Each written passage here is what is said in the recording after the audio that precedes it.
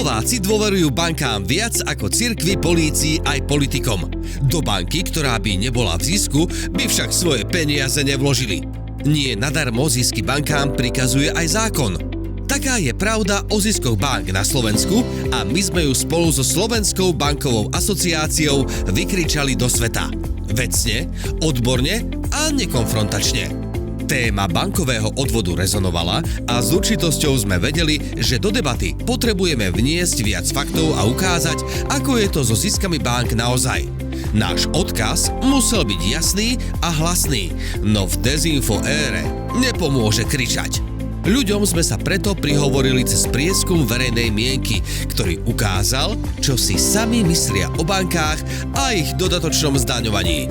Výsledky sme konfrontovali s faktami aj dezinformáciami a verejnosti ich dávkovali postupne natívnym spôsobom cez médiá aj sociálne siete.